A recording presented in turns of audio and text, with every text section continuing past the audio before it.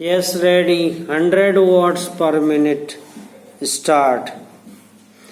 इसके बाद मैं मध्यवर्ती क्षेत्र के बारे में कुछ कहना चाहता हूँ। पिछली बार जब चीन ने बड़े पैमाने पर आक्रमण किया था तो लद्दाख में और पूर्व में नेफा के इलाके में किया था। मध्यवर्ती क्षेत्र में मिडिल सेक्टर में लड़ाई नहीं हुई थी, लेकिन मेरा अपना अनुमान है और बहुत से लोगों को इस बात की आशंका है कि अगर अब कभी चीन ने दोबारा हम पर आक्रमण किया तो वह मिडिल सेक्टर में करेगा। इसके कई कारण मालूम पड़ते हैं। अभी 29 अगस्त को चीन ने हमारी सरकार को जो विरोध पत्र भेजा है उससे बड़ी खतरनाक सूचना मिलती है।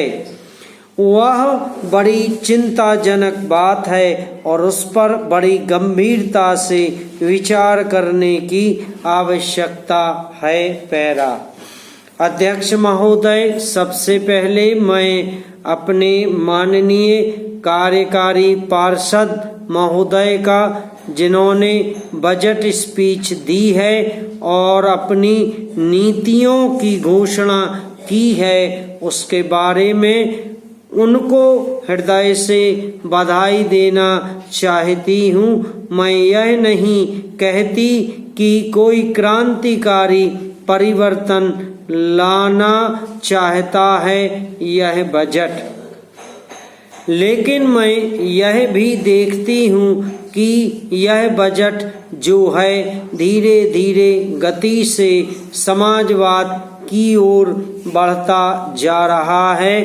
अपनी नीति से यह भूतकाल और वर्तमान दोनों को एक कड़ी में मिलाकर हमें उज्जवल भविष्य की ओर ले जाता है।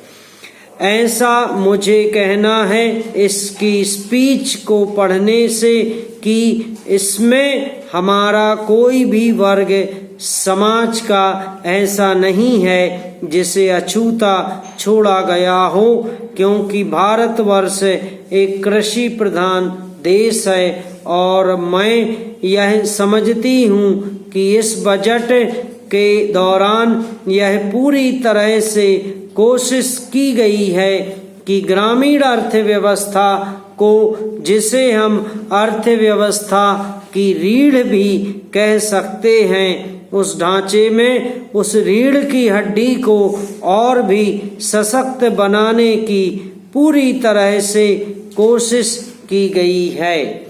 हमारे ग्रामीण भाइयों के लिए जो कोशिश की गई है इस बजट के अंतर्गत वह है उनको सिंचाई के लिए कुएं, गांवों में उनके लिए पक्की सड़कें, जिससे उनके खेत और घर दिल्ली के साथ जोड़ने की कोशिश की गई है।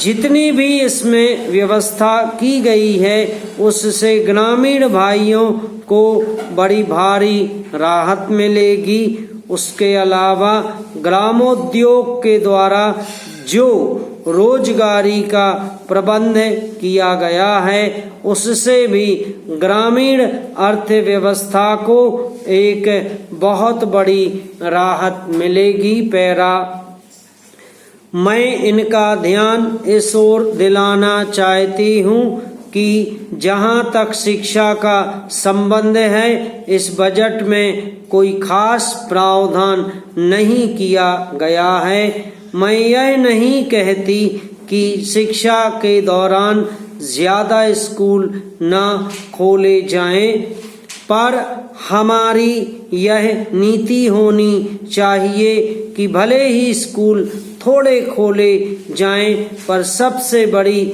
आवश्यकता इस बात की है कि शिक्षा की नीति में परिवर्तन की ज़्यादा आवश्यकता है। समाप्त।